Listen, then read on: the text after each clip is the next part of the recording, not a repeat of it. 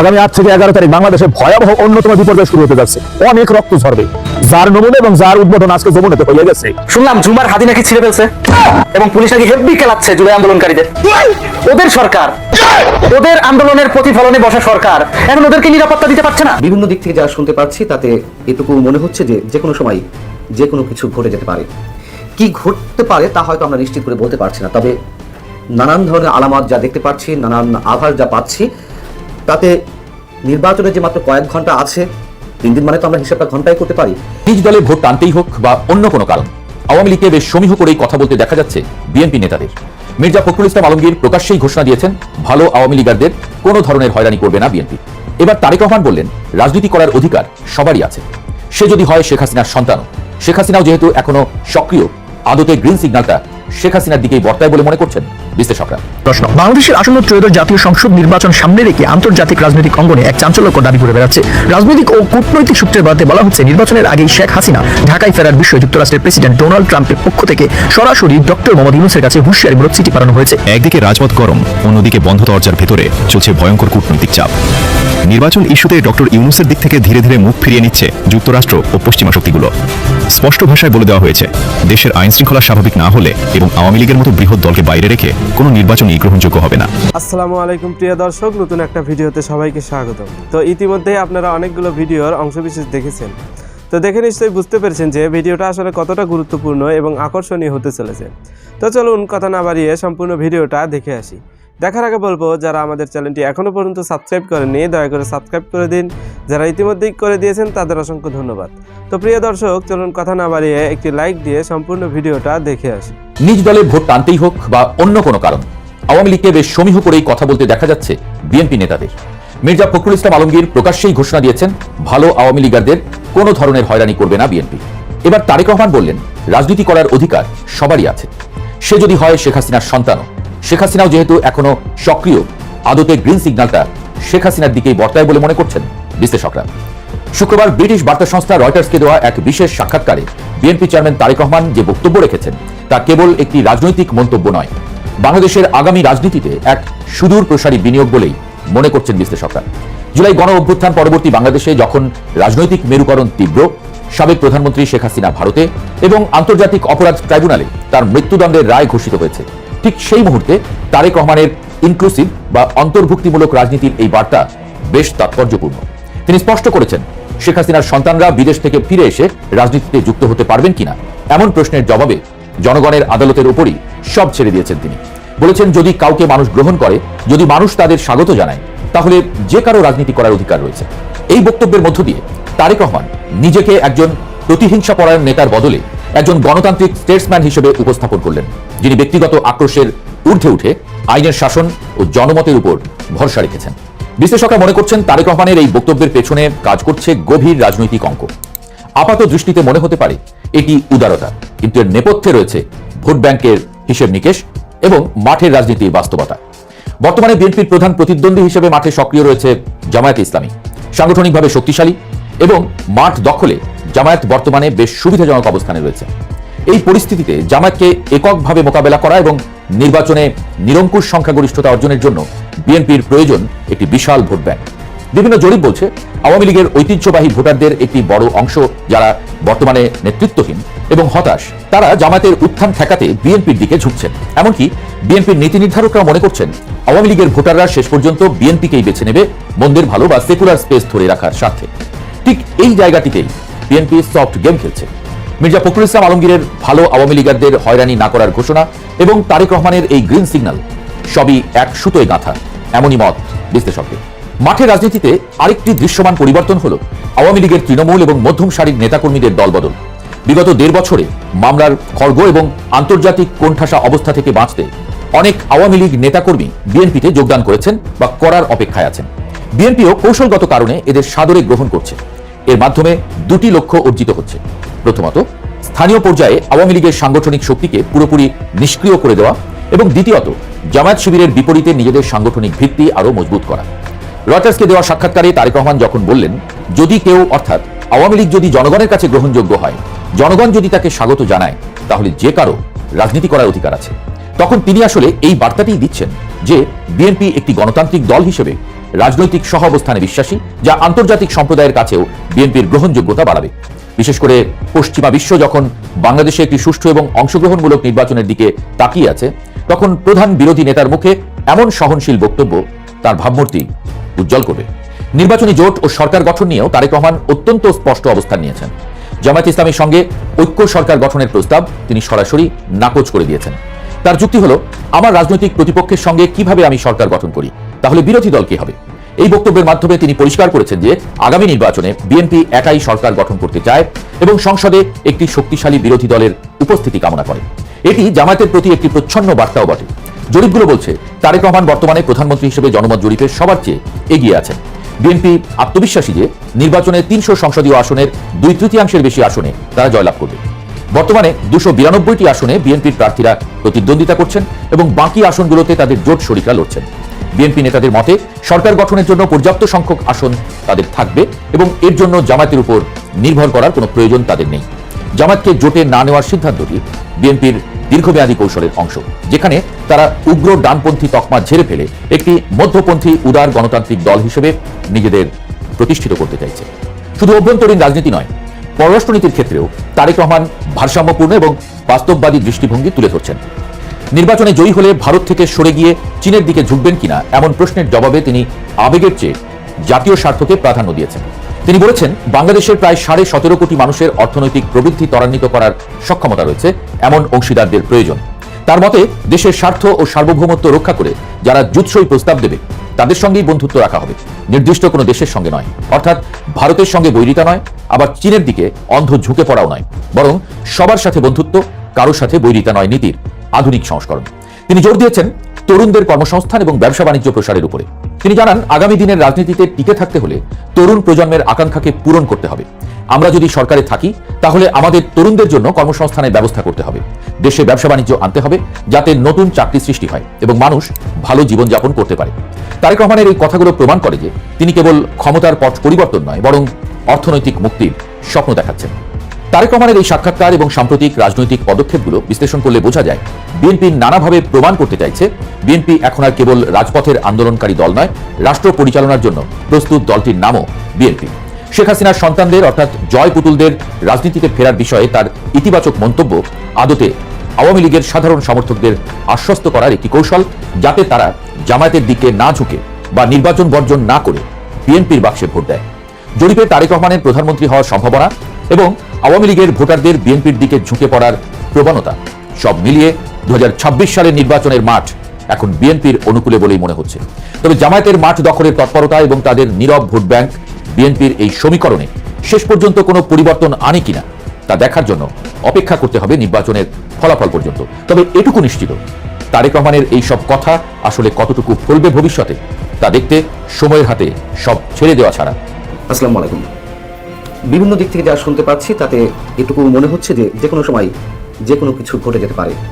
কি ঘটতে পারে তা হয়তো আমরা নিশ্চিত করে বলতে পারছি না, তবে নানান ধরনের আলামত যা দেখতে পাচ্ছি, নানান আভাস যা পাচ্ছি, তাতে নির্বাচনে যে মাত্র কয়েক ঘন্টা আছে, 3 দিন মানে তো আমরা হিসাবটা ঘন্টায় করতে পারি, সেই জায়গা থেকে শেষ মুহূর্তে যদি নাটকীয় কিছু ঘটে যায় তাতে নিশ্চয়ই অবাক হওয়ার কিছু থাকবে না। যেমন আমরা একটা তাৎপর্যপূর্ণ ইঙ্গিতময় বক্তব্য আপনাদের সামনে তুলে ধরতে পারি। ডক্টর দেবপ্রিয় ভট্টাচার্য, দেশের অন্যতম শীর্ষ অর্থনীতিবিদ, যাকে অনেকে বলেন যে 111-এর কারিগরদের অন্যতম বলতেই পারেন, তা নিয়ে বিতর্ক রয়েছে। যাই হোক, ডক্টর দেবপ্রিয় ভট্টাচার্য রোববার রাজধানীতে একটি অনুষ্ঠানে কি মন্তব্য করেছেন তা অবশ্যই আমাদের একটু বিবেচনা নেওয়া দরকার। তিনি বলছেন, অন্তর্বর্তী সরকারের যাওয়ার সময় হয়ে গেছে। তাদের যতটুকু সংস্কার করার সুযোগ ছিল, যেটুকু সংস্কার করার জায়গা ছিল, যেটুকু বিচার করার জায়গা ছিল, ওনাদের দম ফুরিয়ে এসেছে। সরকারের যেটুকু সক্ষমতা, যেটুকু সম্ভাবনা, তা শেষ সীমায় চলে গেছে। এখন ওনারা যেটা করতে পারেন তা হলো একটি ভালো নির্বাচন। সেই ভালো নির্বাচনের নমুনা কি, সেটিও তিনি তুলে ধরেছেন। আমাদের মনে রাখা দরকার যে ডক্টর দেবপ্রিয় ভট্টাচার্য নিশ্চয়ই কোনো ধরনের ইঙ্গিত ছাড়া এই ধরনের মন্তব্য করেন না। তিনি বলছেন, আসন্ন নির্বাচন যথেষ্ট অন্তর্ভুক্তিমূলক নয়, তবে অংশগ্রহণমূলক করার সুযোগ এখনো আছে। নারী হোক, অন্যান্য জনগোষ্ঠী হোক বা ভিন্ন মতের রাজনীতির মানুষ হোক, নির্বাচনে সবার অংশগ্রহণের সুযোগ নিশ্চিত করতে হবে।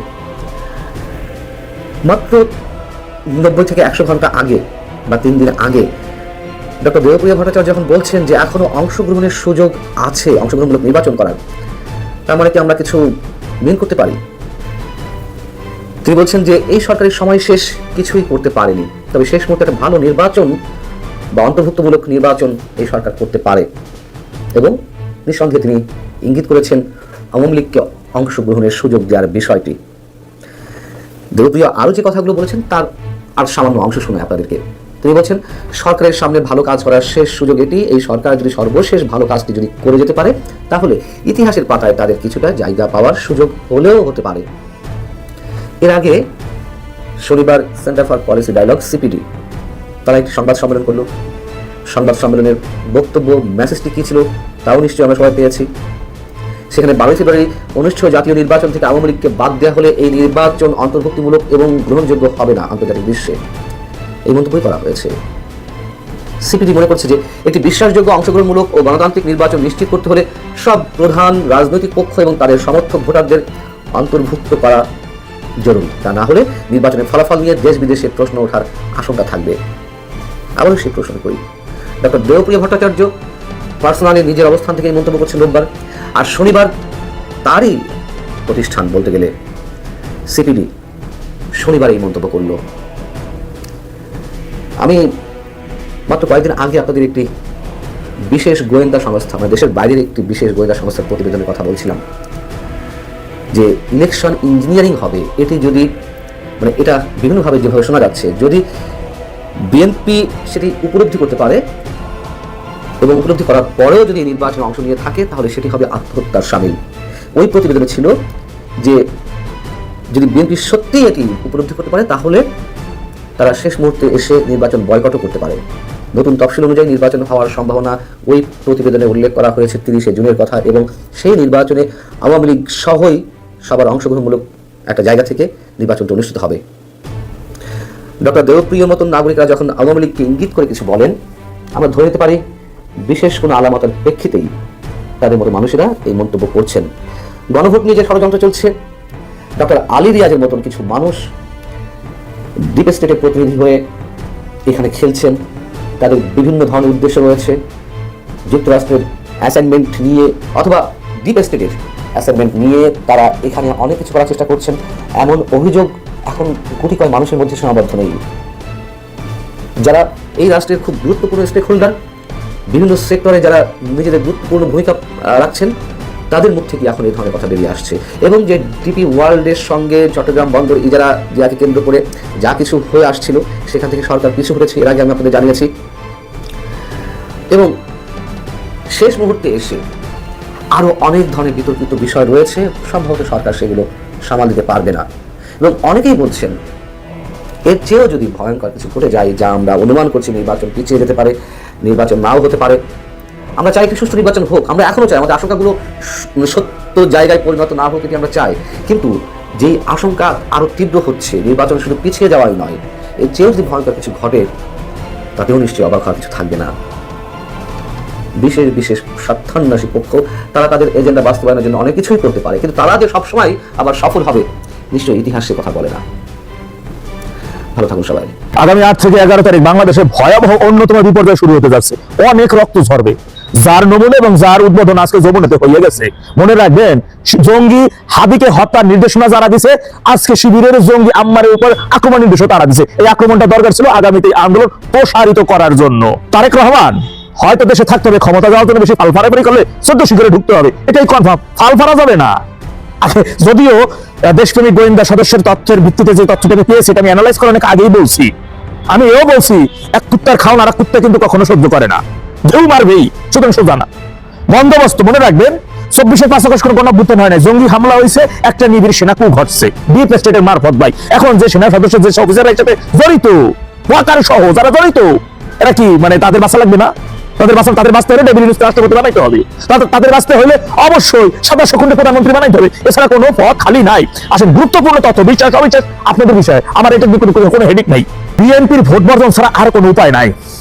রাজধানী সহ সারা দেশে নির্বাচনী প্রেক্ষাপট দিন দিন ভয়াবহ রূপ নিচ্ছে। পরিস্থিতি ক্রমেই উত্তপ্ত ও অস্বাভাবিক হয়ে উঠছে। গোয়েন্দা সূত্রের তথ্য অনুযায়ী একটি মেটিকুলাস ডিজাইন অনুসরণ করে নির্বাচন আয়োজন প্রক্রিয়া এগোচ্ছে। ঢাকাস্থ আমেরিকান দূতাবাস থেকে এই নির্বাচন মনিটর করা হচ্ছে বলেও জানা গেছে। জামাতকে ক্ষমতায় আনতেই মূলত এই বহুমাত্রিক পরিকল্পনা। ধারণা করা হচ্ছে 200-এর বেশি আসন নিশ্চিত করে জামাত সরকার গঠন করবে। ক্ষমতা গ্রহণের পর ডক্টর ইউনূসকে রাষ্ট্রপতি হিসেবে বসানো পরিকল্পনাও এই নকশার অংশ। নতুন সংবিধান প্রণয়নের লক্ষ্যে একক সংখ্যাগরিষ্ঠ দল হিসেবে জামাতে ক্ষমতায় বসানো প্রয়োজন বলে মনে করা হচ্ছে।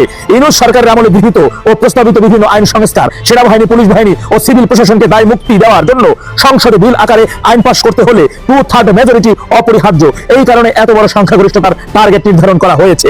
সেনাবাহিনীর বিভিন্ন ক্যান্টনমেন্টে দায়িত্বপ্রাপ্ত জিওসিরা যারা মেজর জেনারেল পদমর্যাদার নিজ নিজ এলাকায় জামাতকে জয়ী করার আলাদা আলাদা ডিজাইন তৈরি করে রেখেছেন বলেও সেনা সূত্রে দাবি করা হচ্ছে।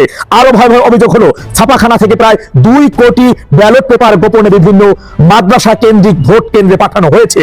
ভোটার উপস্থিতি না থাকলেও ভোটের বাক্স ভরে থাকবে, এমন কথা প্রকাশ্যে উচ্চারিত হচ্ছে। জামাতের শীর্ষ এক নেতা আলাপচারিতায় জানিয়েছে, আমেরিকান দূতাবাসের সঙ্গে সমন্বয় করে জামাত ও সেনাবাহিনী একযোগে কাজ করছে। সব মিলিয়ে প্রায় 2 শতাধিক আসনের টার্গেট নিয়ে মাঠে নেমেছে জামাত। এই বাস্তবতার বিএনপির সামনে ভোট বর্জন ছাড়া আর কোনো সম্মানজনক ও কার্যকর পথ খোলা নেই, এমনটাই মনে করছেন সংশ্লিষ্ট পর্যবেক্ষকরা। মনে রাখবেন, গলা ফাটাইয়া কেন চিল্লাইতেছি?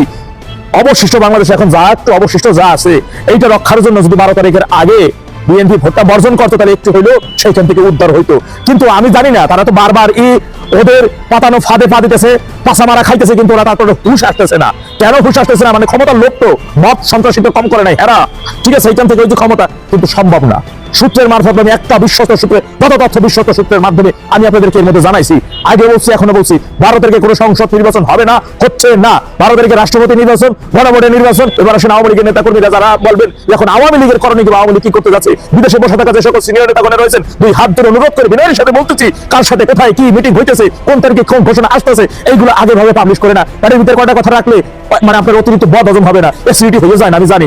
মানে আবার যাবা উপর্যপুরি খাইলে বদ হজম হয়, এছাড়া কিন্তু বদ হজম হয় না। দয়া করে ফেরের মধ্যে কিছু কথা রাখেন। নেত্রীর এই মুহূর্তে আমাদের নেত্রীদের নির্দেশনা নব্বত আমরা আপাতত ঘরে বসে সেই জিনিসটা দেখতে থাকি, শুধু দেখতে থাকি, কিন্তু শুধু দেখলেই হবে না, অবশ্যই লগি বৈঠক এবং সরকি অনেক জায়গায় আমার এলাকায় বলা হয় ফুলকুচি রেডি রাখতে হবে। সর্বোচ্চ প্রস্তুতি নিয়ে নিজেদের মধ্যে ঐক্যবদ্ধ যে নির্দেশনা শুধু সাইকেলে থাকতে হবে। কখন ডাক দেয়, কোথায় যাইতে হবে, সেখানে আমরা শুধু ফট করে চলে যাবো। ওই ডাক দেওয়ার সাথে সাথে যে কোথায় কি আছে, লগি বৈঠক কোথায় আছে, খুঁজতে যাওয়ার সময় নেই। প্রস্তুত রাখতে হবে নিজেদের মধ্যে, এবং আপাতত খিস খেয়ে থাকেন, চোখ কান খোলা রেখে আপাতত খিস খেয়ে থাকেন। ভালো কিছুই হতে যাচ্ছে খুব শীঘ্রই। আওয়ামী লীগের লক্ষ্য ক্ষমতা যাওয়ার জন্য, আওয়ামী লীগের লক্ষ্য মানচিত্র সার্বভৌমত্ব রক্ষা করা, দেশদ্রোহী জঙ্গি জামাতিদের হাত থেকে, টেবিল ইউনুসগঞ্জের হাত থেকে বাংলাদেশকে রক্ষা করা। এখানেই শুধু পার্থক্য বিএনপি এবং আওয়ামী লীগের মধ্যে। বিএনপি মত তৈরি করে যেভাবে ক্ষমতা গেলে বাংলাদেশ কোথায় গেল না গেল ওটা দেখার বিষয় না, কিন্তু আমাদের ক্ষমতা যাওয়ার জন্য না, আমাদের মূল লক্ষ্য এবং উদ্দেশ্য একটাই, এই দেশ থেকে স্বাধীনতা বিরোধী জুলাই জঙ্গি টেবিল ইউনুসগঞ্জদেরকে এই দেশের মানচিত্রের মধ্যে একেবারে সারা জীবনের জন্য অক্সিজেন বন্ধ করে দেওয়া। সুতরাং সেইভাবেই প্রস্তুতি থাকতে হবে ভাইয়েরা আমার। শুনলাম জুমার হাদি নাকি ছিঁড়ে ফেলছে এবং পুলিশ নাকি হেব্বি খেলাচ্ছে জুলাই আন্দোলনকারীদের। ওদের সরকার, ওদের আন্দোলনের প্রতিফলনে বসা সরকার এখন ওদেরকে নিরাপত্তা দিতে পারছে না কেন? জুলাই মামুরা, শেখ হাসিনা স্বৈরাচার, ডক্টর ইউনূস ভালো, তো শেখ হাসিনা তো ভালো না, ভালো লেগে থাকো, থাকতে তো পারলা না, দিছে বইরা। কথা হলো, এই মুহূর্তে একটু আগে পাওয়া খবর, মহিউদ্দিন রনি নামে উদীয়মান ছাত্র নেতা, তাকে আততায়ীরা গুলি করে হত্যা করেছে। তো ডক্টর ইউনূসের কি এটা দায়বদ্ধতা না এই সমস্ত ছাত্র আন্দোলন যাদের মাধ্যমে তিনি ক্ষমতায় আসলেন তাদের নিরাপত্তা দেওয়া? কেন তাদেরকে নিরাপত্তা দিতে পারে নাই? তার মানে কি কৌশলে জুলাই আন্দোলনটাকে হাইজ্যাক করে নিয়ে ডক্টর ইউনূস ক্ষমতায় বসেছে শুধুমাত্র আমেরিকার পারপাস সার্ভ করার জন্য, আর হচ্ছে টেন্ডারবাজি, বিভিন্ন আন্তর্জাতিক চুক্তি করে দেশের সম্পদ বিদেশিদের হাতে তুলে দেওয়ার জন্য? এই ছাত্রদেরই উচিত এই সরকারকে নামাতে হবে। এই ছাত্ররা যদি এখন তাদের বসানো সরকার নামাইতে না পারে, তাহলে এই সরকারের দ্বারাই ঠিক যেভাবে আওয়ামী লীগ, ছাত্রলীগ, যুবলীগ নিষ্পেষিত হয়েছে, নির্যাতিত হয়েছে, নিপীড়িত হয়েছে, ঠিক একইভাবে এরা নির্যাতিত, নিপীড়িত এবং কোনো কোনো ক্ষেত্রে আততায়ীর হাতে গুলি খেয়ে মারাও যেতে পারে। কেন বলছি এই কথা? কারণ রিসেন্টলি আপনারা জানেন বাংলাদেশে লস্করে তৈয়বার বিশাল বড় একটা নেটওয়ার্ক ঢুকে পড়েছে। তো বাংলাদেশে লস্করে তৈয়বার নেটওয়ার্ক ঢুকায়া তারা সুষ্ঠু ইলেকশন কিভাবে দিবে, এটা আমার শঙ্কা ছিল। এখন যখন দেখি জুলাই আন্দোলনকারী ছাত্রদেরকে ওদের সরকার ওদেরকেই গুলি করে মারতেছে, তখন বিষয়টা একটু পরিষ্কার হয়ে যায়। কিরকম পরিষ্কার হয়ে যায়? যে লস্করের তো এবার আসল উদ্দেশ্য জুলাইয়ের চেতনাকে ধারণ করা না। জুলাইয়ের চেতনার মধ্য দিয়ে ওই যে শেখ হাসিনা বলছিল যে এরা বুঝতেছে না কেন এরা আন্দোলন করতেছে, এদের মাথার উপর দিয়ে চাইপা বৈশা ঠিকই পাকিস্তানি গোষ্ঠী আইসা বাংলাদেশকে আবার দখল করবে, সেটাই হচ্ছে এখন।